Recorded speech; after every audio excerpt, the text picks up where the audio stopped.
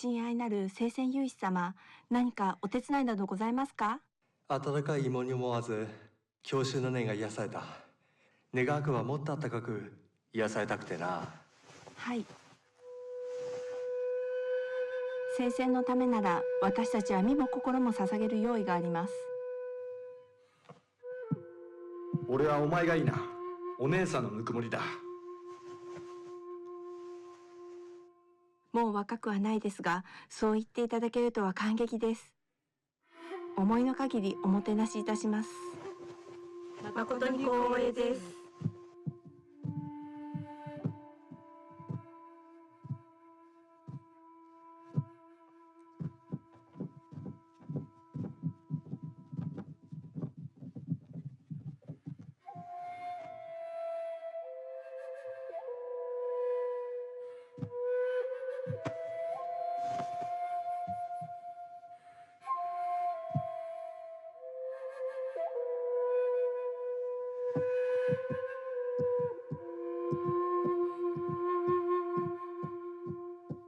歩け歩け歩け暴れな。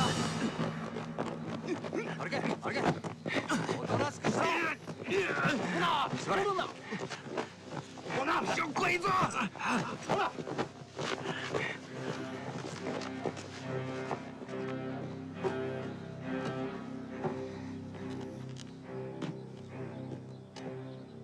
しっかり見とけよ。你个王八蛋！你个畜生！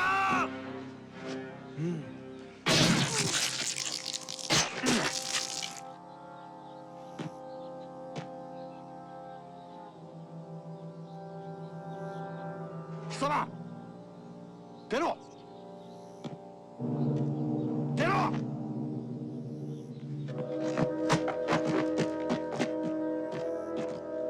おい、さっきみたいに銃剣を敵の胸に突き刺せ。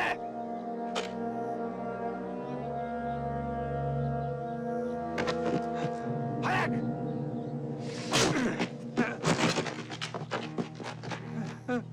もしこの品人をやらなければ貴様を殺してやる。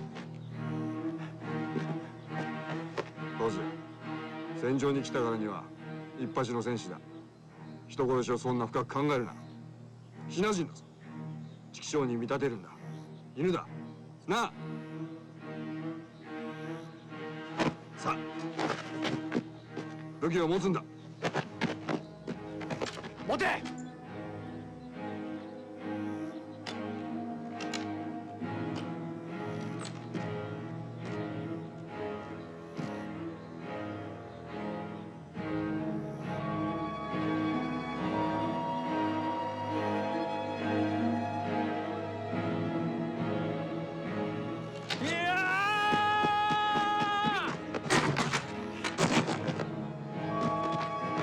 一郎一郎一郎。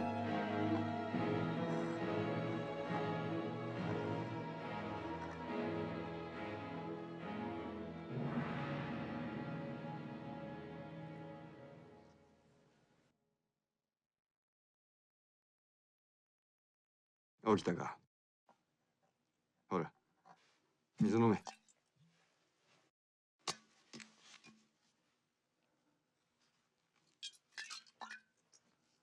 なぜ今日失った。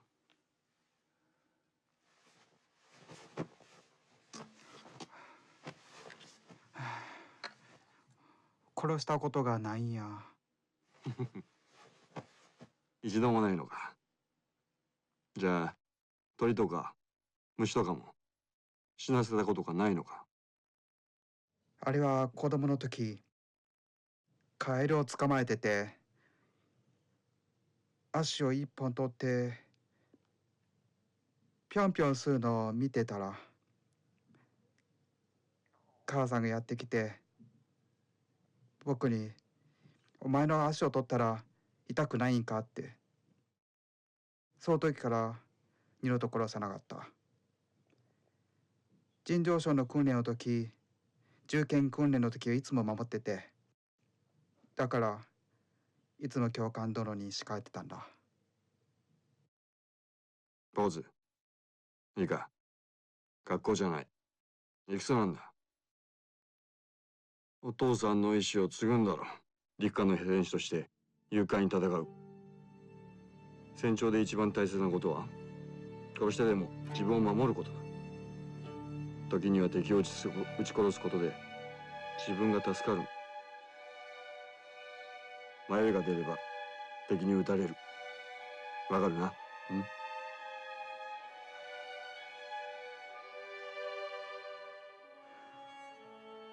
分かったよ。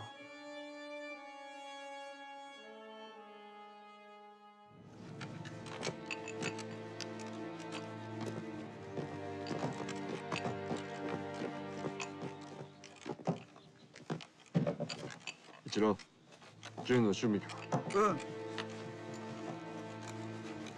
一郎、戦になるな。怖いな。怖くない。けど母さん恋しい。俺も遠くの家族を思うよ。でもいけない。戦士だから。父さんに恥じることはしません。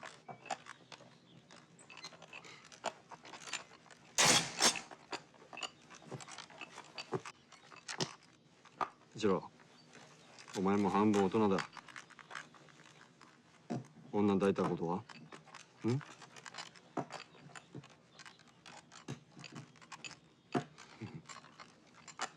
抱いたことがないと話じゃ閻魔様のとこ行っても死儀にされるぞ。戦争だぞ。今晩でも俺がちょっと連れてってやる。どうだ？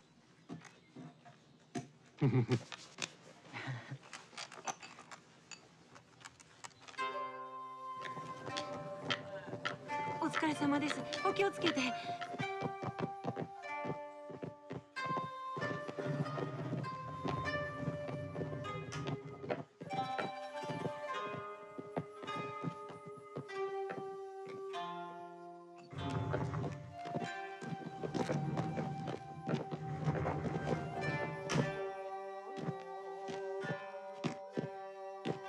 一郎、行くぞ。来いよ。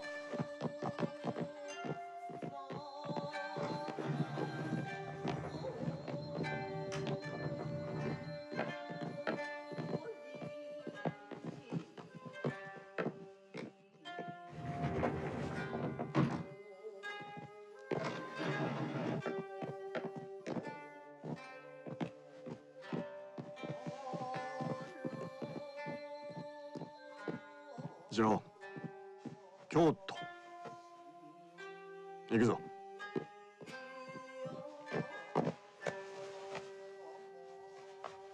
上官殿、お伺いしますが、和部一郎って少年兵はご存知ですか？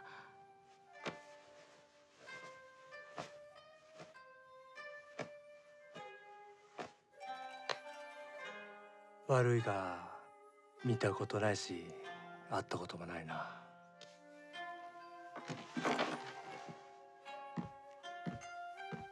お疲れ様です。お気をつけて。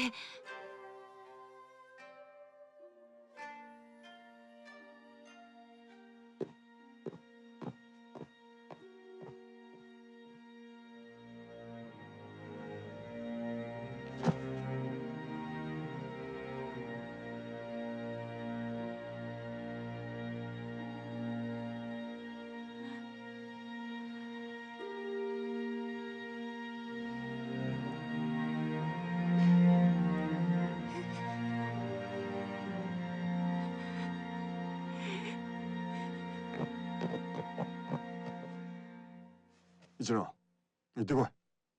あ？さあ。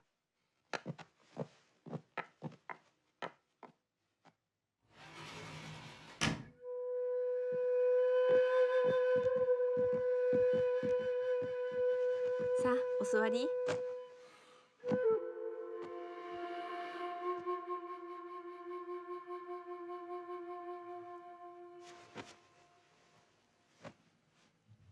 見ればわかるわ。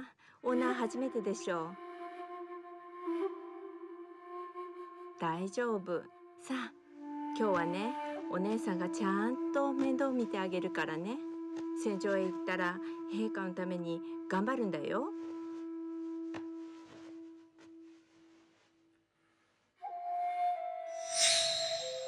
母ちゃん、恥ずかしがってもう。母ちゃん、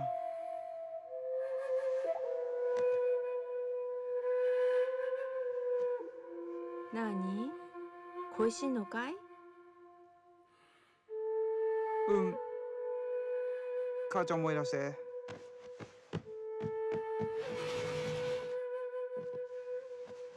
上官殿、一つお聞きしていいですか？なんだ、人探しかい？ええ、息子を一体どの部隊にいるのか。せがれはなんて名前だ？和部一郎、まだ16歳なの。京都の和部一郎か。え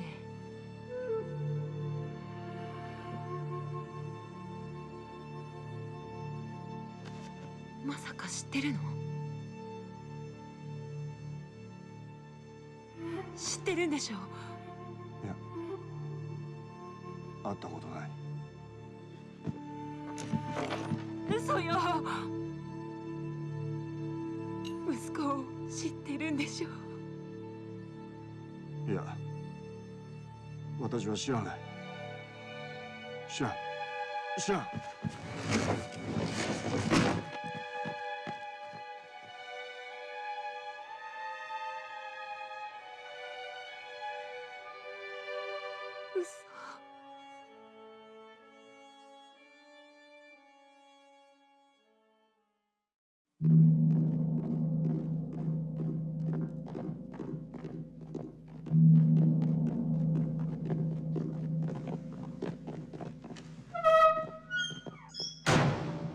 アメリカ側は我が国に対し旧格好条約の履行を求めてきており、その内容は中国の領土保全と主権を保障すること、そして我が軍の中国からの撤退以上を要求してきている。こんな条件に我々が妥協することなどできますか？もしそんな協定がなければ、今後米国から戦略物資を急ぎ購入できるのか。言い換えるなら、もし米国から鋼材や石油などの戦略物資を購入することができなくなったら、我々は大東亜共栄という計画さえ維持できなくなる。両国の条約がなければ、我が国はアメリカにいつでも禁輸される恐れがあります。我々はアメリカに首を絞められているという状況をはっきり認識しなければなりません。だからこそ日本は米国に対抗措置を取らなければならない。見たところ、日米交渉は完全に行き詰まっている。しかし我々は米国との交渉を続けなければならない。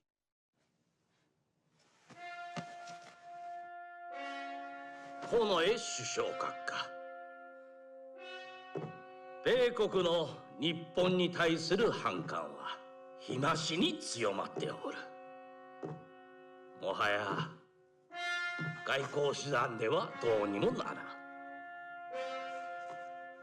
米国を打ち負かして初めて米国を交渉の場に引きずり出すことができるのである。米国に絶対分からせなければならないことは、我が国は現在領土拡張時期に入っており、アジア全域にわたってその勢力範囲を伸ばしているということである。現在我が国が行っていることは、米国が過去にインディアンに対して行ったことであり、米国が日本に対して道徳的にとやかく説教する資格がないことをルーズベルトに分からせる必要がある。東条君、米国との開戦などと軽はずみなことを口にするな。さもないと。開戦は避けられるのですか？米国と開戦するか否か、御前会議に諮ることを要請する。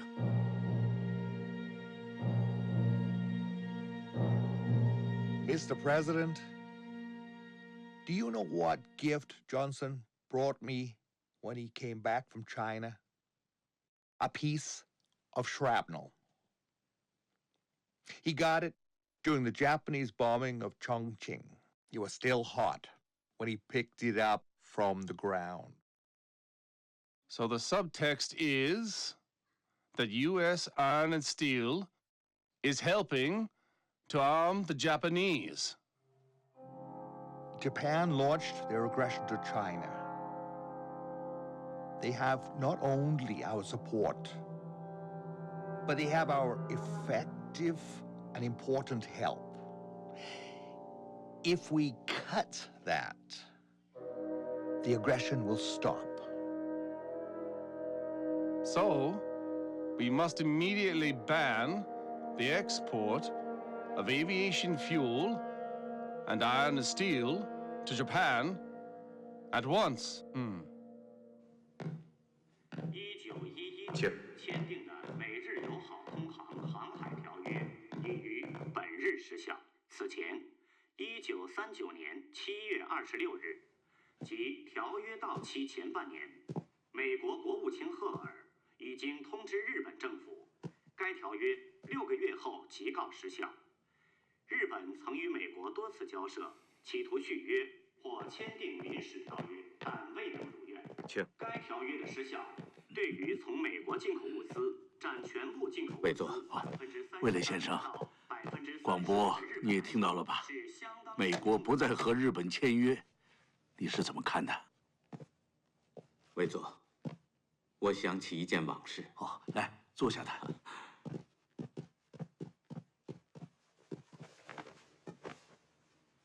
民国26年，淞沪会战期间，罗斯福发表了一个把侵略战争比喻为瘟疫的隔离演说以后，美国国内立即掀起了声势浩大的反对运动。他们谴责罗斯福在鼓动战争，攻击罗斯福是战争贩子，甚至还有人提出了要弹劾总统。面对这种势头，罗斯福总统心有余悸地告诉一位朋友：“你一心领着人民朝前走，可是回过头来朝身后一看，没有一个人跟你走。”哼，这段往事说明了罗斯福总统，他还是想禁止日本侵略战争的行径的。可是他作为一个代议制国家的总统，只能在权限范围之内来处事。也就是说，美国不再和日本续约，是罗斯福总统不想被合约束缚住手脚。如此，接下来他还会有更大的动作。没有了条约的束缚，美国会禁止出口战略物资。那么日本会有什么反应呢？魏总，您的苦撑待变理论，历史会证明是非常正确的。这一天越来越近了，越来越近了。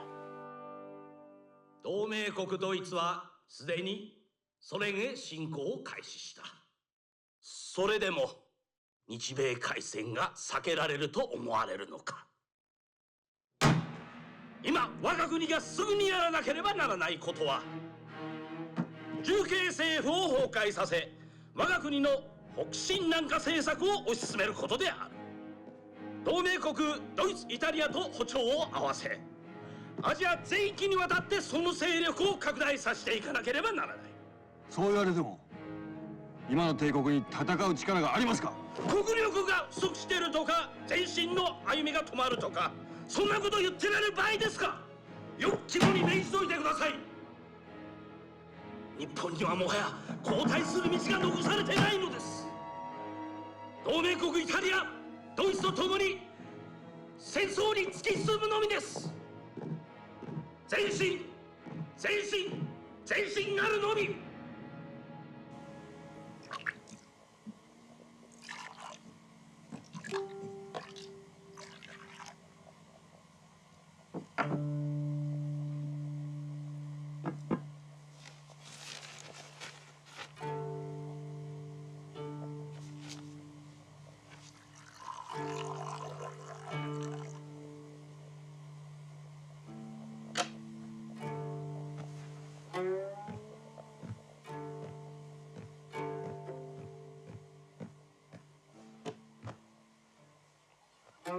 お茶をどうぞ。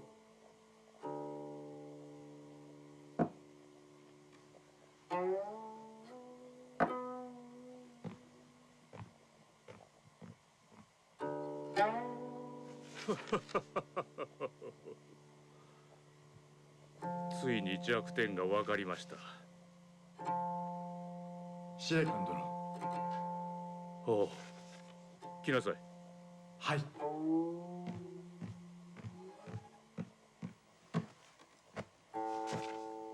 見なさい。これが何か分かりますか？将軍殿、哲学の経歴1年ですか？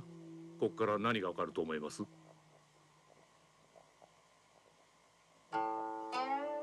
この資料から敵の弱点を見つけました。しかもこれは戦場にある士官にとって最も致命的な弱点です。それが何か分かりますか？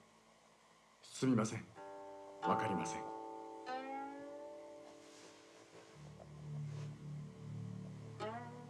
おごりです。私が3日3晩この哲学について調べ上げた結論です。この男は生まれながらに傲慢なのです。バンカレー海戦、第一次調査海戦、そして最近の上高海戦、哲学はこれら全てに勝利しています。誇り高ぶる人間にとってこういう時こそ連勝に麻痺し敵を軽視する。ついには戦場での判断を狂わせるのです。こうなれば我が軍に勝機が出てくる。これを最大限に利用すれば労を少なくして勝利を得ることができます。司令官殿がこれほどお調べになられた。次こそ皇軍は必勝です。何を持ってきたんです？は、先ほど大本営からの電報です。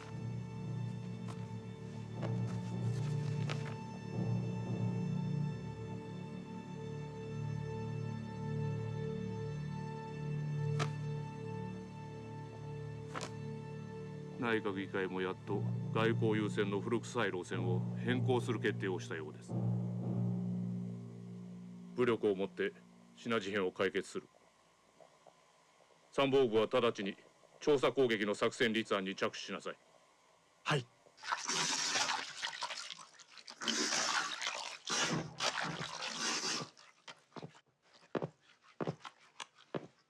薛长官。哎呀，早啊！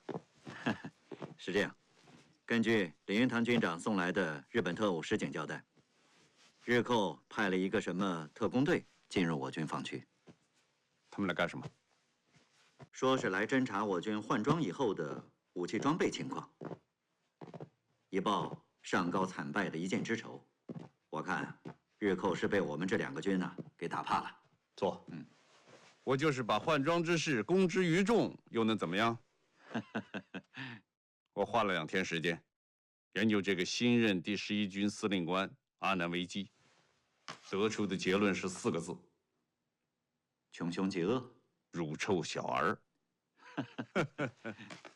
一个从天皇侍卫直接晋升高级军官，没有立过任何战功的半吊子军人，日后把他派来跟我对阵，这说明什么？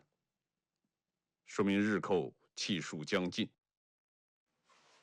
但是反过来讲，正因为这个阿南惟基没有什么战绩，所以他急于想建功，可能会更加疯狂。冈村宁次怎么样？智多和咱们打了个平手吧，长沙没攻进去。原木和一郎就更别说了，咱们的手下败将被撤职了。我估计这阿南危机走的也是冈村宁次的老路子。但是，既然日寇大本营派阿南惟基来指挥他们唯一一支机动部队第11军，我估计他肯定有两下子。咱们是不是也不能掉以轻心啊？你什么意思？我轻敌了？没有。你别忘了，当初冈村宁次和原部和一郎也都有两下子，都是日本大本营千挑万选选出来的所谓名将。结果下场如何？我料定这个阿南危机的结果不会比他的前任更强，信吗？信。报告。进来，不用关门。戴笠那儿养成的习惯，一到我这儿就把门关得严严实实的。参谋长啊，薛长官，我们接听到了日第11军和中国派遣军司令部往来的电文。经过破译发现，日寇将大肆增兵华中。日第11军不仅恢复了原有5个师团的建制，还新增添了一个混成旅团。日寇中国派遣军司令部已经批准了进攻长沙的作战计划。知道了。继续监听。是。不用关门。是。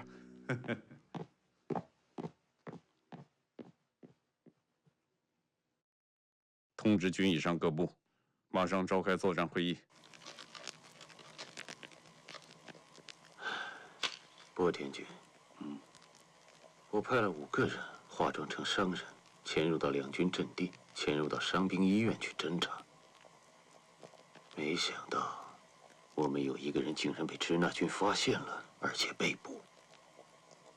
中野君，那关于第10军和第74军的苏械武器配置情况，获悉了吗？从伤兵口中，现在只知道了大体的情况，具体到了炮的口径、种类，还得潜入到敌军的阵地去侦查。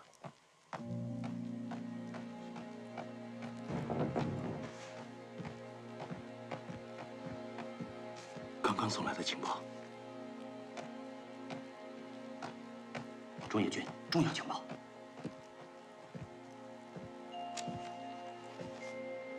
第9战区情报处已能破译皇军密电码，这情报准确吗？这是0号的情报，绝对可信。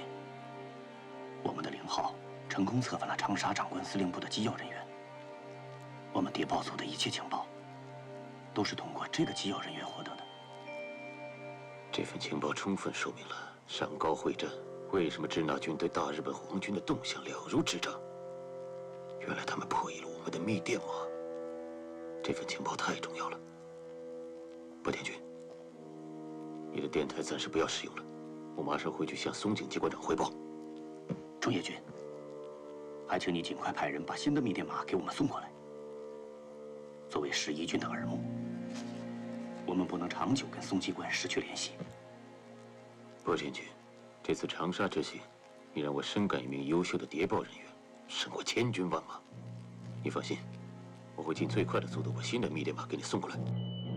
根据可靠情报，日寇大肆增兵华中，我军正面之敌第11军新增了2个师团和1个混成旅团。上高会战中伤亡惨重的第34师团和20混成旅补满了兵员，总兵力24万人。日寇已经拟定好了进攻长沙的作战方案，进攻兵力可以达到12万人，比上一次长沙会战多了2万人。虽说敌军增兵2万，但我们这2个军已换装苏械，其他国军都已换上了国军制式的装备，战斗力得到了极大的提高。上次长沙会战，我们就打碎了他们的进攻，这一次照样打垮他们。那敌人的部署呢？我们正在侦查当中。不知薛长官这次将如何布阵应敌呀？日军将领大多思维矮板，墨守成规。我已经仔细研究过了日寇新任第11军司令官阿南危机的履历档案。他没打过什么大仗，更没有什么赫赫的战功。估计这个初出茅庐之辈跳不出冈村宁次的老套，走的还是3路进攻、分兵合击的路子。那我们可以在赣北依旧埋伏一支重兵，先打垮他一部。我们的总战略依然是后退决战，争取外夷，只是我们第一次打击的方向由赣北转到了湘北，因为情况有了3个变化。第一，今年是旱秋，不像第一次长沙会战时秋雨绵绵，阻碍了敌人的推进。在干燥的道路上，敌人的机械化部队将会推进得很快。如果打穿了柏林防线，长沙就得失陷。长沙不能失陷，这不仅仅关系到全军的士气，更为重要的是，它会直接影响到最后统帅部的决心。我们的第2个变化是，我们柏林防线已经向前推进到大云山一线。有了大云山作为依托，我防御部队就能层层设防，在损耗敌人兵力之后撤进大云山，然后包抄敌军，形成很好的战略态势。第3就是，我们大家都知道，我们已经有2个军换装粗械，这样，我们就可能在汨罗江劳刀河一线依托坚固阵地，阻挡住敌人的进攻，为包抄敌人赢得时间，然后再主动出击，船坚来犯之敌。那赣北和鄂兰2路之敌呢？赣北和鄂南都为山地，利用地形层层设防，阻止住敌人的进攻，为2翼包抄赢得时间，这就功德圆满了。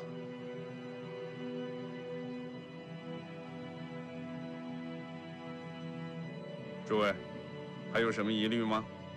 没有。薛长官，请下令吧。木下参謀長。はい。大本営は我々の作戦計画を許可しました。直ちに部隊を集結し、いつでも出撃できるよう準備してください。はい。司令官殿、ご指示の通り、我々はすでに各陽、臨床に4個師団に4個師隊、工兵連隊を2個連結させ、また2個飛行団180機もすでに学陽へ移動。他には軍艦32、機艇200も同艇湖にて待機。かように我々は万全の体制でもって進軍を随時調査へ電撃的にかける用意があります。節学は防備を固めていますか？前線からの報告では敵軍の警戒強化を確認ですが、節学は依然として我が軍に3手に分かれ合流協撃を堅持しております。よし、ならば節学の意表をついてやりましょう。兵力を集中させ正面突破です。応用が効かぬとは、節学も所詮は有名無実かと。戦場には鉄則があります。おごる者は必ず滅ぶ。今の信軍はまさに上高海戦での勝利に酔いしれています。我が軍が攻撃を仕掛けるのは今を置いて他にありません。罗夫司令长官，有。命令你部所属51军、57军、58军固守赣北地区，阻止敌人向湘北靠拢。是。杨副司令长官，到。命令你第27集团军在大云山一线设防。你们顽强防守，不仅是要消耗敌人的兵力，最重要的是交敌。所以，在力不所至时，可以撤进大云山，伺机出击。是。王副司令长官，到。你30集团军必须守住柏林防线的汨罗江一线，把来犯之敌阻击在汨罗江以北。是。王彦武，到。你74军为我战区直属机动部队，命你部布防在湘北赣北交界处，以迎敌变。是。李玉堂，到。你第10军同为我战区直属机动部队，命你部布防在赣南湘北交界处，随时准备投入战斗。是。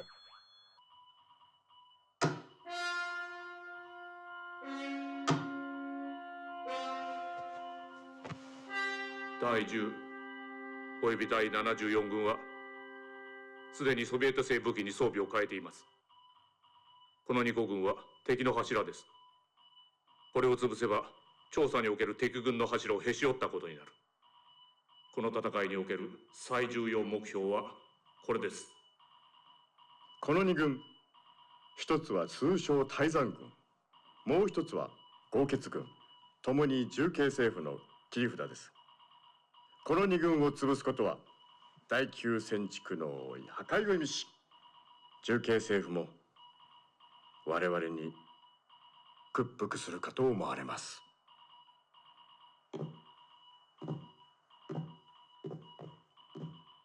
哲学は新垣川両岸に縦数十キロにわたる防衛線を築き、我が軍の兵力を消耗させようと目論んでいます。主力部隊はこれを避けねばなりません。したがって大雲山にて陽動作戦を行います。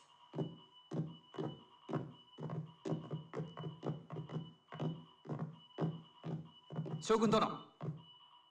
中野中佐、よくぞ戻ってくれました。早速ですが、第10および第74軍の武器配置について報告してください。第10軍、第74軍はともに一個砲兵団を擁し、大砲12門、そして。待ちなさい。大砲の種類と口径は？それはさらなる調査が必要です。何？中野中佐、両軍は来たる調査戦役における重要目標だ。なぜきちんと調べず戻ってきた？将軍殿、それは非常に緊急を要する報告のためであります。どんな情報ですか？軍の暗号がシナに破られています。何？本当か？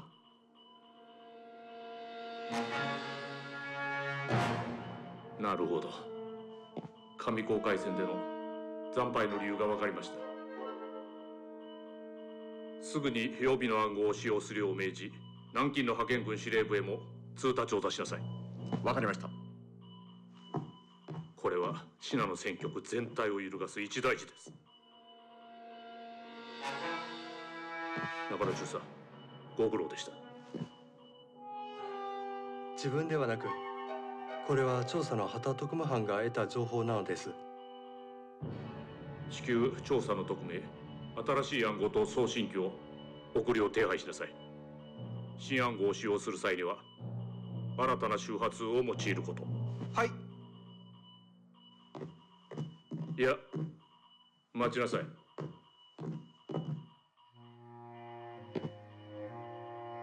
もう一度旧暗号を用いて以下の内容を送りなさい。大本営より第11軍の3個師団を南下させ、南方混成軍を編成するよう命ず。以上です。了解しました。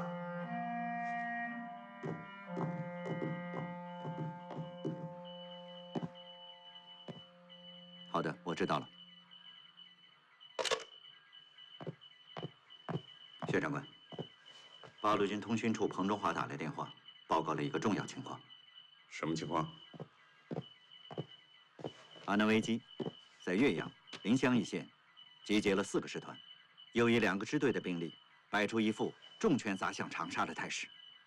阿南危机很可能会效仿希特勒的闪电战术。彭中华提醒我们一定要提高警惕。我研究过阿南危机，这家伙用兵总是真真假假，所以越是明显的迹象，就越可疑。但是我们还是要小心。岳阳、临湘一线集结了那么多的兵力，一旦日寇发动闪电式进攻，我们可是吃不消。等等看。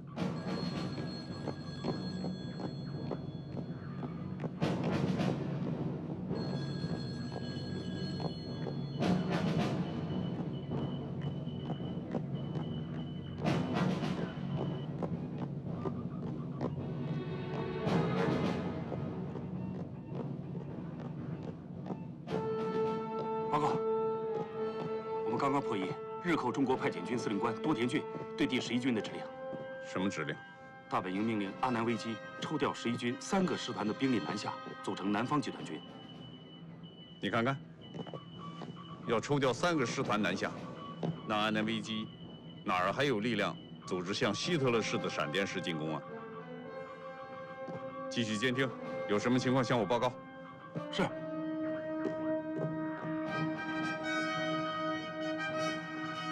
老吴啊，你的那位彭中华大概被阿南危机骗了。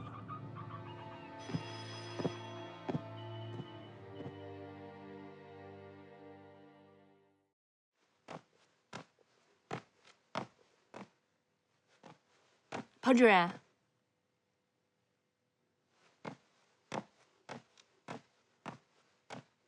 怎么了，彭主任？没什么。我和吴一之参谋长通过电话了，他告诉我，薛岳还是坚持兵分3路防御。我已经把日寇在湘北集结了4个师团、2个支队的情报提供给他了。可是不明白，他为什么不肯重新调整兵力呢？会不会是敌情有变了？重兵集结，既定部署不是说变就变的。吴参谋长跟我说过，这个薛岳啊，他压根儿就瞧不起这个阿南危机，骄兵必败啊！他这样是要吃大亏的。日本军部为什么要抽调11军的3个师团南下呢？如此一来，岳阳兵力会严重不足。难道他们岳阳不要了？不可能啊！难道是杨栋是想诱我把兵力集中在湘北，然后从侧面打过来？薛长官，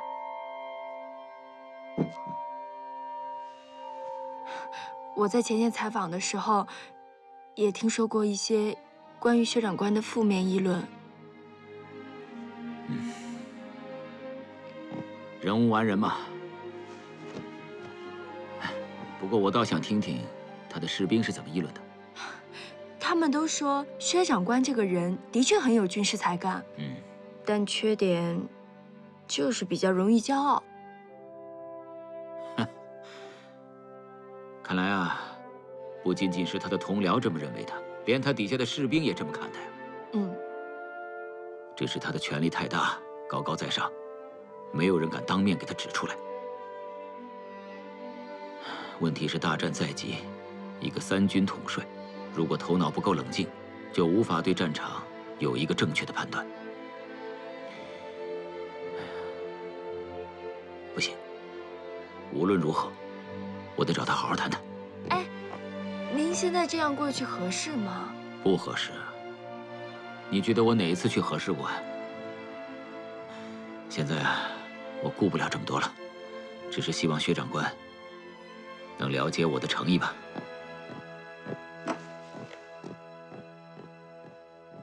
薛长官，阿南危机在岳阳和临湘集结重兵，摆出了一副希特勒式的进攻态势。可是我不明白，薛长官，你为什么还要在赣西北、湘北和鄂南兵分3路设防呢？你是说，阿南危机会一改战法，用12万大军发动一次闪电式的攻击？薛长官，我想对阿南危机的资料，你应该早有了解了。他是日本天皇的宠将，自认为对希特勒的闪电式攻击颇有研究。他在山西利用5个大队，对晋绥军用闪电式的突击方式击溃了4个师啊！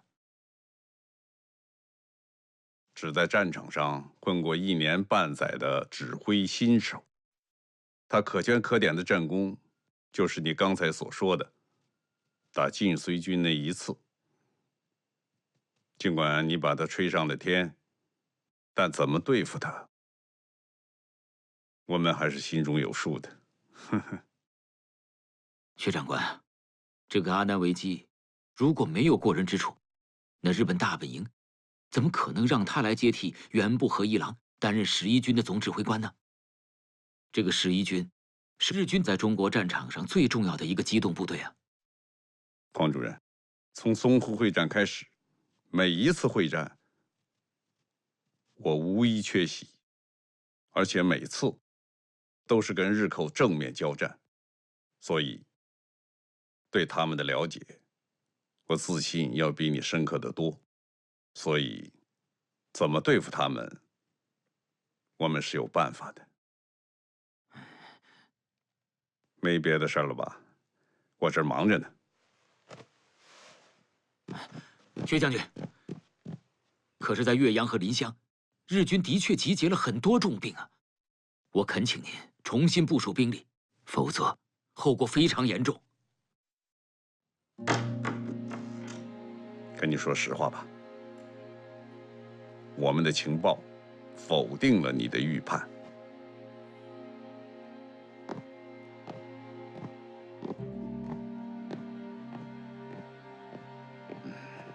彭主任，彭主任，到我那儿喝茶去。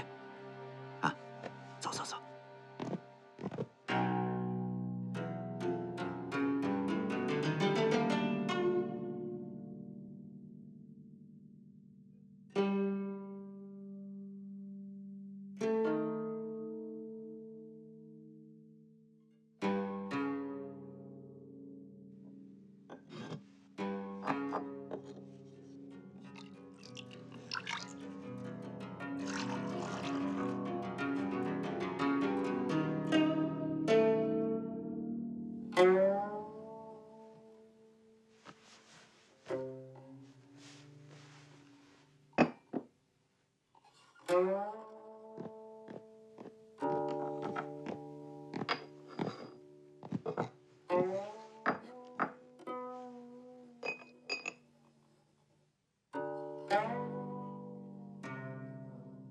司令官殿。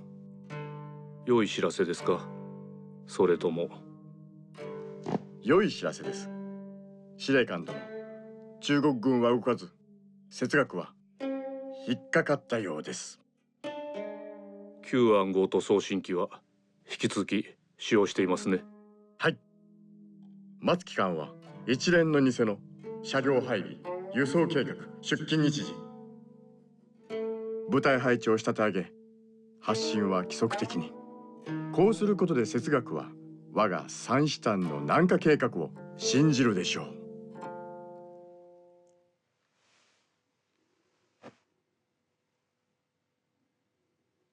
第6師団に命じ、直ちに大雲山にて攻撃を開始せよ。哲学が新垣川白陵防衛線の要である守備軍を大雲山へ向かわせるよう仕向けるのです。我が軍は主力部隊を集結、白陵防衛線を突破した後、信濃第10および第74軍との決戦の機会を探りなさい。哲学の両腕となるこの2個軍を叩き潰すのです。はい。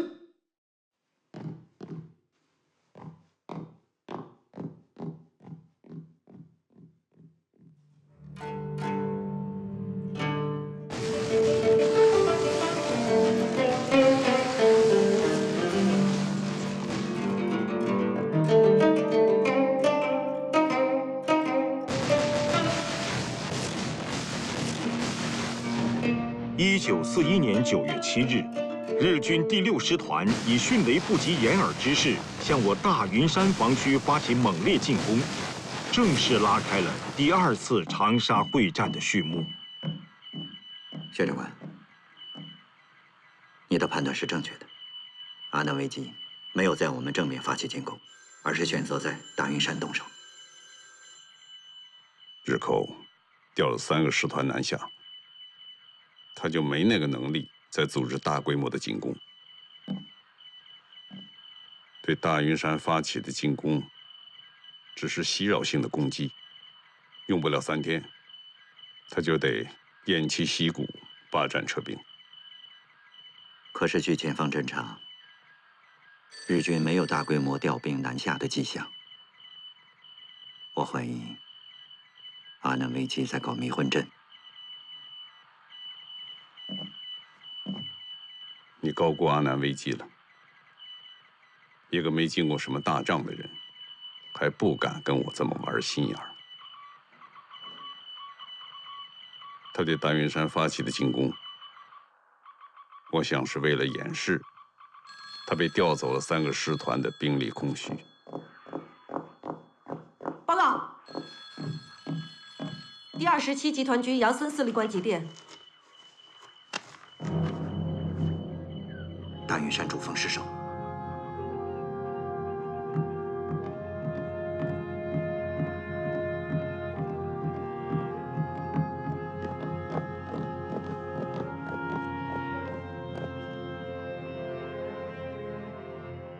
大云山易守难攻，怎么可能这么快就被攻克呢？日军调来了第6师团。第6师团把第6师团从湘北调去攻打大云山，什么意思？大云山主峰失守，日军就可以居高临下，直下新疆和威胁我柏林防线。不可能！即使大云山失守，日军也不敢冲击我柏林防线。为什么？他没有足够的兵力。命令杨森就近急调第59师、新编第6师、新编第8师增援反击，务必把大云山主峰夺回来。这3个师都是新疆和柏林防线的主力，你抽调3个师，新疆和北岸就会出现危机的。阿南危机目前没有兵力和胆魄来撬动我的柏林防线。先把大云山主峰夺回来，看看再说。好。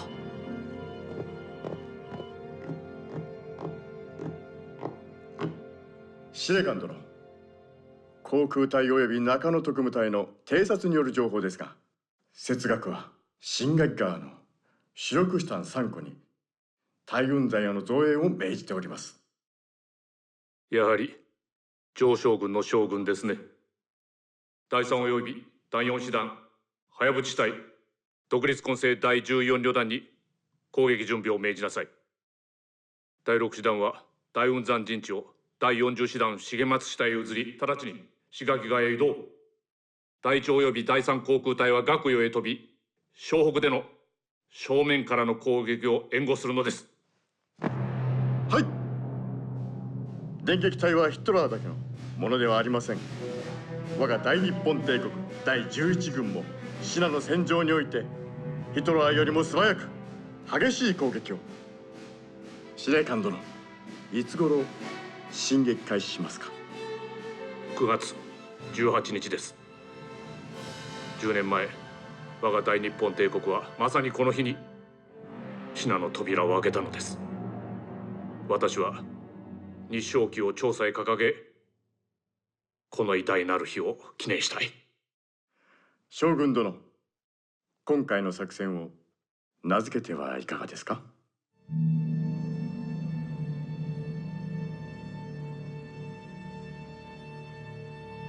そうですね。加護作戦計画としましょう。わかりました。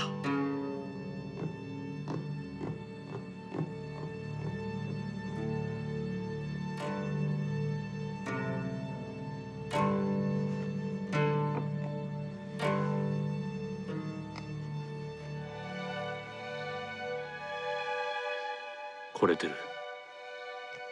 18日はお前の命日だね。心配するな。父さんが必ず信濃軍人どもの血を持ってお前の御霊を弔ってやる。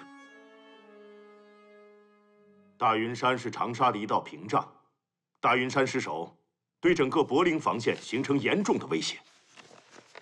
仅仅3天时间，大云山就失守了，是不是薛伯陵麻痹轻敌了？阿南危机突然对大云山发动进攻，我怀疑这里面一定存在什么玄机呀。应该提醒薛伯陵务必提高警惕，防止被阿南危机打个措手不及。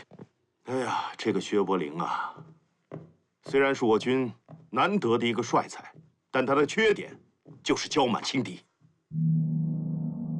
立即给我接通薛伯陵电话。喂，委员长。是。委座。柏陵，大云山的战略地位十分重要，大云山失守会对整个柏林防线造成严重威胁，你切不可掉以轻心。委座放心，根据确切情报，敌第6师团此次行动的目的只是袭扰大云山，不会对柏林防线构成威胁。仅仅是袭扰？这是阿南维基新上任第1次作战，他能轻描淡写地发动一场袭扰，一定要注意他背后隐藏着什么玄机。报告委座，卑职确定，这是阿南危机不得已而为之的虚张声势。理由呢？委座，根据我部破获的日军密码情报，日寇大本营要从第11军抽调3个师团南下，组成南方集团军。第11军现在其实只有2个师团的兵力，所以阿南危机发动的此次大云山战役，无外乎2个目的：第一，是掩护其大规模的兵力调动；第二，是掩饰其兵力不足。所以，大云山的战时失利无损大局，不足为虑，请委员长放心。关于日寇大规模调动兵力的情报，统帅部还没有接到这方面的消息，是否确切，还需要核实。这一情报是我部破获了日本密电所获，其准确性是可靠的。如果情报确切，我同意你的判断。不过，兵者，诡道也。你也不能不防，阿南危机这是故布疑阵。我研究过这个阿南危机，像他那样资历尚浅的指挥官，不可能突破他的前任而搞什么新的战法。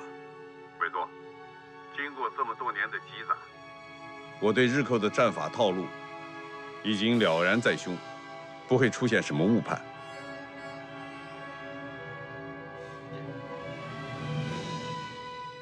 委座还有什么训示？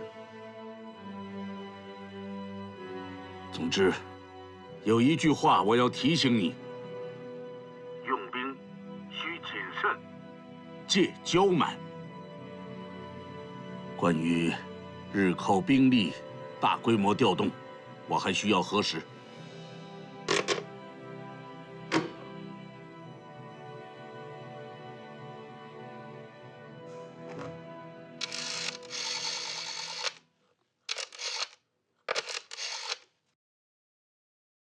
是雨农吗？校长，是我。我们在岳阳、临湘都设有军统站吧？是的。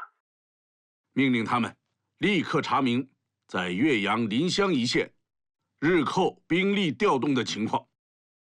如果3个师团的调动情报属实，应该是瞒不过他们的眼线吧？是的。此事必须速办。委员长有什么训示？委座怎么也有如此担心呢？担心什么？担心我骄慢轻敌。几天前，彭中华当面提醒过我。今天委座又亲自来电话训示，都把我当成骄慢轻敌的周瑜了。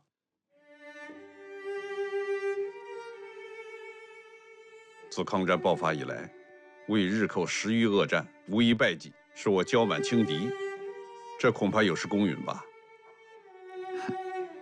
你就当是委座对你的爱护呗。好了，不说了，是不是骄满轻敌？打完这一仗就知道了。命令杨副司令长官，3日之内必须攻克大云山主峰阵地。是。好了，杨副司令，薛长官来电。这个薛长官啊，是要拉开架势，在大云山和日本鬼子决一死战。这个大云山啊，历来都是兵家必争之地，薛长官如此安排，也没有什么不妥。只是有个迹象非常可疑。啥子迹象？前方来报，前方的日军突然多了一个番号，可他们的人数并没增强。啥子番号？第40师团的仲松支队。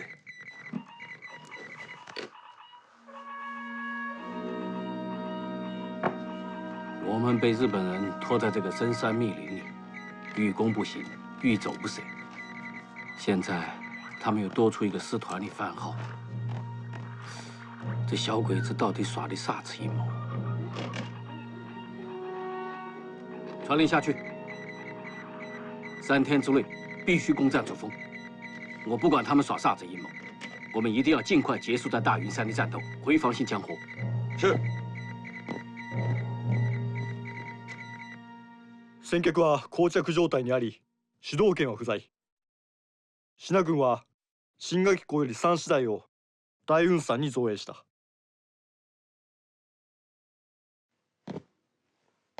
よし、第40師団から我が陣営加勢に参った重松隊は配置についたか？重松支隊は到着済みです。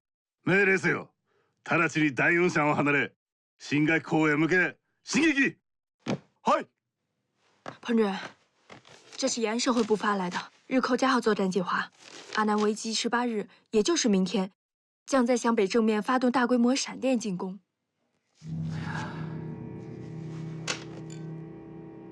这个薛岳果然上当，后果严重吗？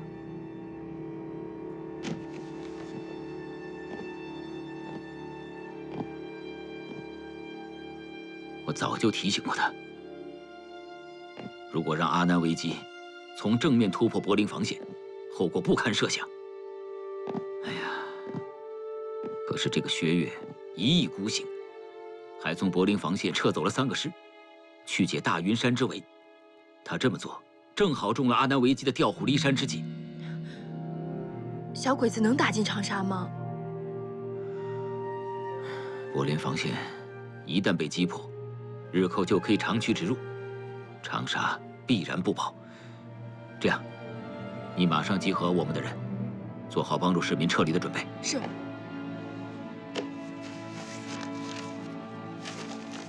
我去长官司令部，去见一见这个骄蛮的薛伯龄。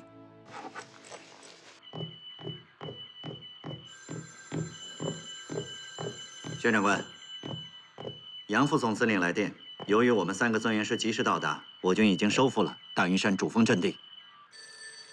收复了？收复了。太好了！收复了大云山主阵地，我西江河阵地有了大云山作为依托，既可以进攻岳阳临湘，又可以包抄敌人的后路。阿南危机就这么偃旗息鼓了？我也正在想。这小子下一步会怎么走？参谋长，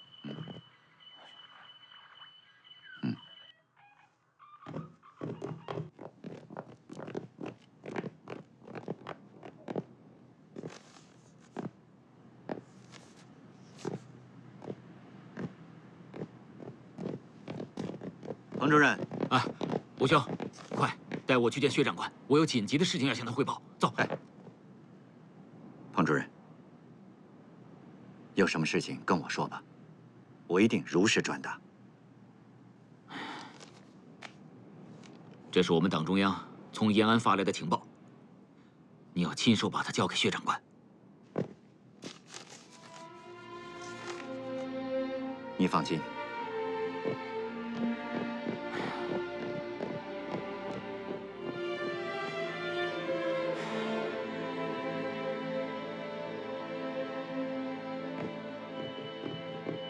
薛长官，根据可靠情报，阿南危机进攻大云山是佯攻，其意图是调虎离山，其目的是集结4个师团，有2个支队，共12万兵力，从湘北正面对我进行闪电式进攻。进攻时间明天拂晓。哪来的小道消息啊？这是刚才彭中华10万火急送来的情报。老吴，我提醒你一句，你是国军的高级将领。这是彭中华送来的延安共党中央的急电，这消息应该是可靠的，您看看吧。那念吧。阿南危机制定的加号作战计划，将集结4个师团、2个支队的兵力，对我湘北正面柏林防线进行闪电式进攻。作战要旨：一、作战目的为摧毁重庆政权之抗日企图，于第9战区重庆军一次沉重打击；二、作战方针：日军于柏林防线展开进攻，击溃新墙河、汨罗江间的重庆军，以主力将重庆军围歼于湘江地区。三、进攻时间：1941年9月18日早上7点。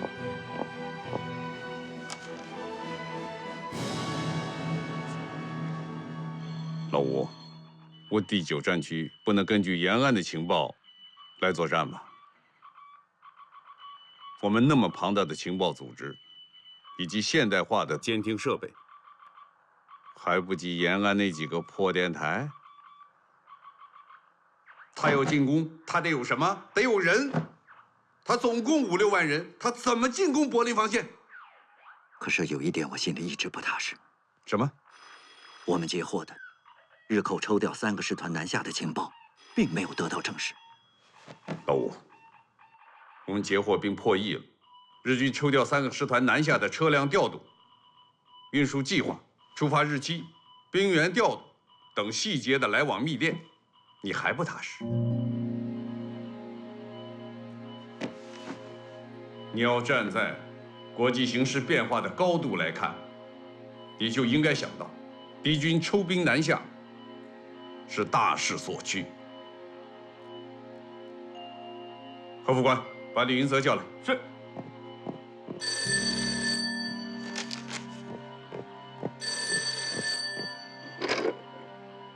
我是吴一志。薛长官，统帅部的电话。你接。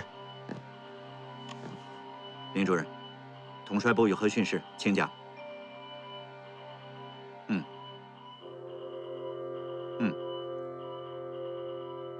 是。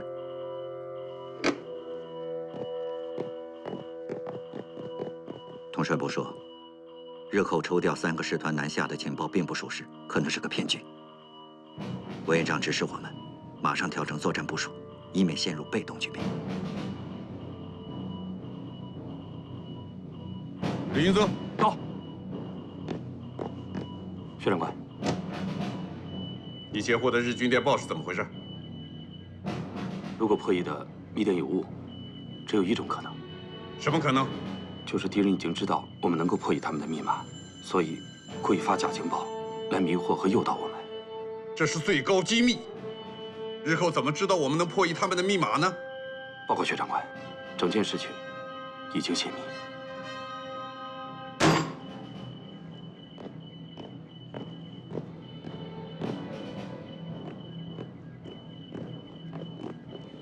薛长官，必须马上下令回防新墙河。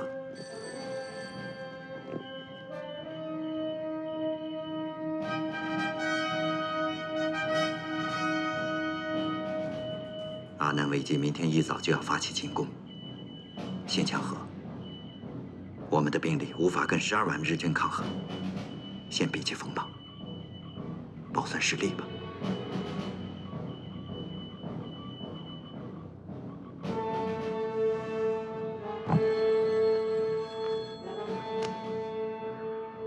命令：新墙河、汨罗江守军立即炸毁新墙河、汨罗江上所有浮桥，迟滞敌军。二，命令杨森、王灵基2位副司令长官立即收拢新墙河防线第4军、第2师军主力，避敌锋芒，转进幕府山。命令汨罗江守军58军转进影竹山。待敌南进之后，伺机侧击敌人。第三，省政府立即发布紧急动员令，命令警备区、警卫团及保安团迅速组织全城市民疏散进山。快！是。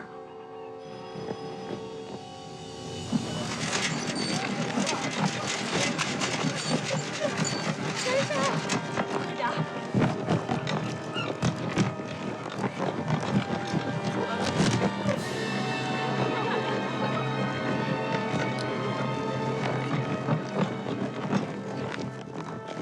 来，同志们，集中一下，我说几句话。同志们，这一次的疏散非常紧急，很容易形成混乱。我们现在大家马上分散到各个区域，帮助群众们撤离，一定要维持好秩序。大家明白吗？明白了。行动。是。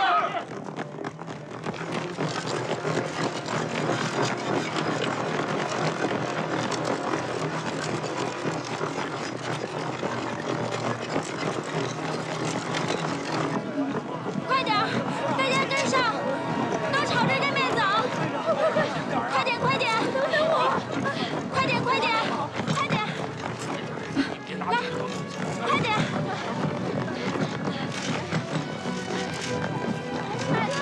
大家都跟上了，快一点。跟上，快点。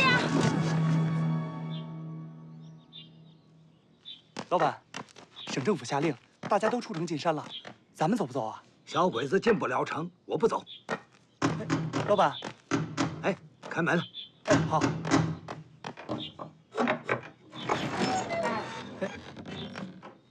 吕机长，你怎么还没走啊？赶紧走！上次小鬼子不是让薛大将军给打跑了吗？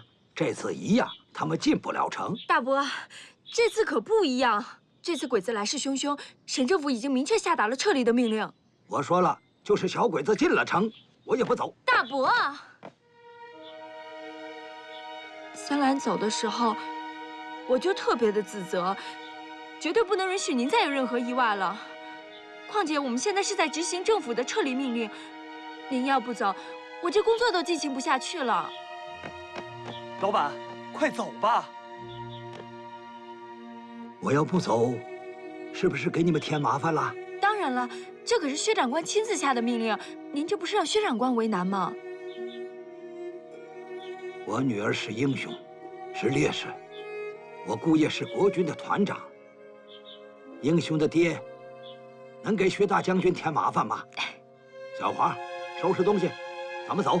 哎，好嘞，走。啊。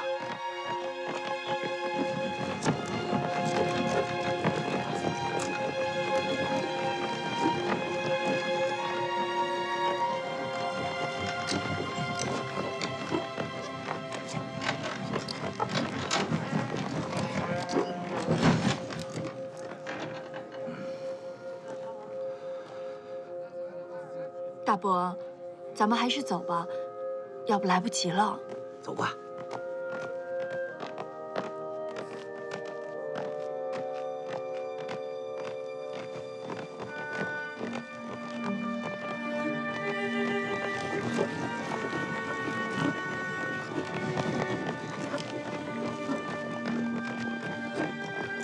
大伯，我还有任务在身呢。小黄，你带大伯赶紧走吧。哎，我先过去一下。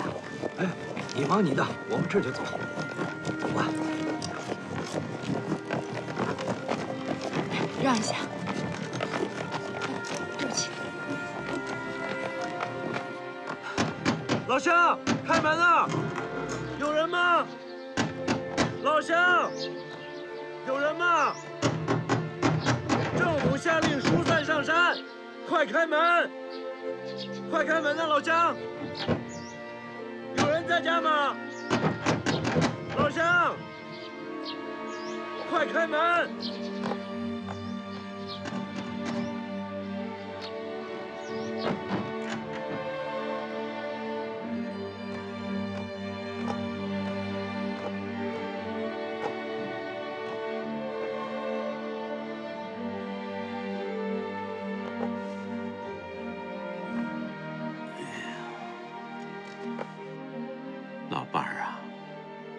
你听到了吗？这个小鬼子又来打咱们长沙来了。省政府刚才下了命令，让咱们全体市民都撤到山上去。我不走，我要守着你。咱们家有了你，才像个家嘛。你放心吧，这个小鬼子打不进来。有咱们薛将军给咱们看守着长沙的大门，我相信这小鬼子一个也进不来。就是小鬼子打进来，我也不做这个顺民。让他小鬼子看看，咱们长沙人的脖子有多硬。他不是想杀头吗？让他杀，让我低头。哼，做梦！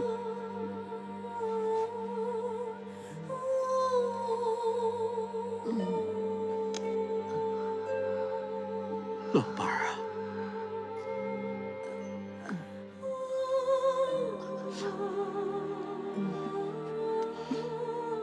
我对不起你，我实在是无能为力了。我恨小鬼子，我恨他们。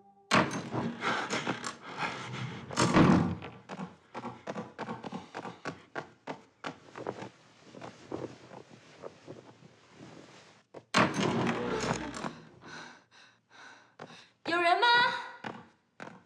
老乡，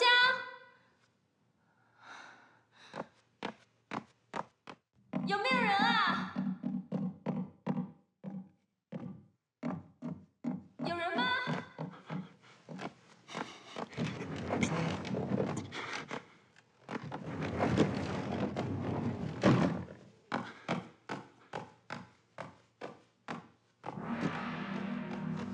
省政府突然半夜下达了疏散令，现在全城的老百姓都在往山上撤离呀。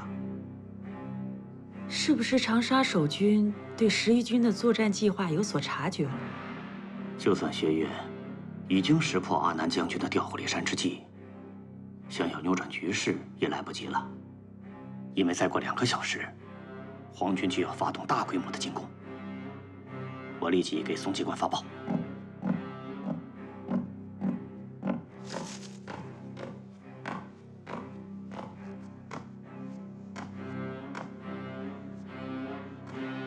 有人吗？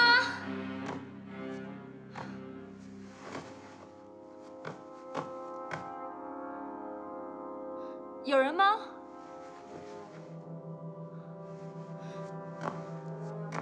有没有人啊？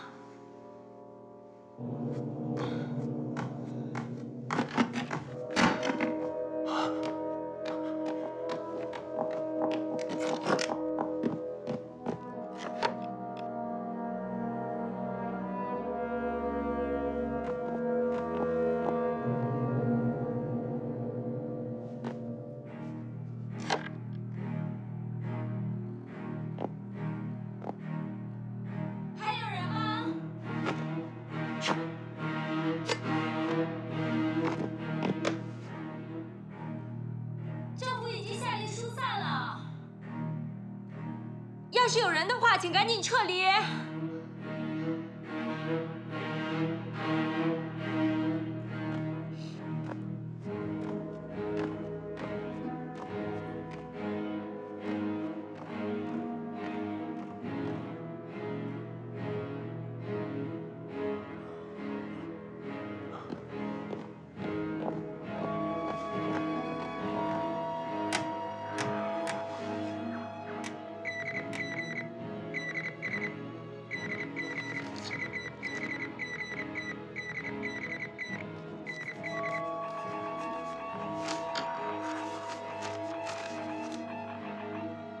詳細返信しろ。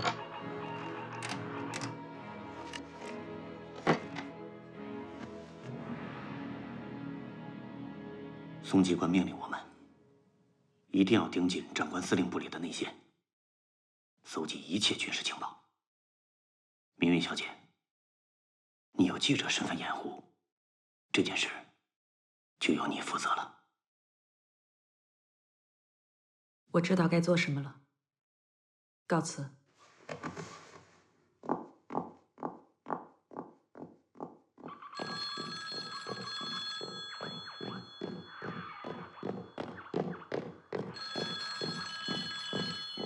薛长官，我大云山的部队被日军牵制，无法脱身，无法增援新疆河。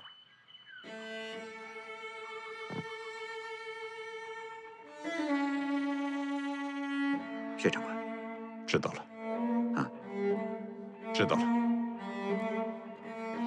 是。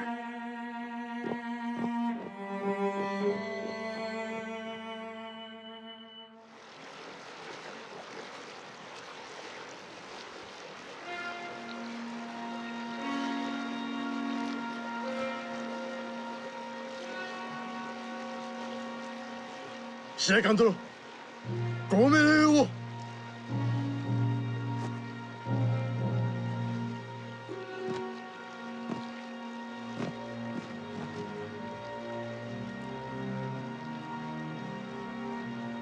この戦いは帝国陸軍の輝かしい戦功として必ずや歴史に刻まれることになります。勇敢なる皇軍将兵たちよ、我が大和民族の理想である八甲一憂実現のため釉薬せよ、敵を討つのです。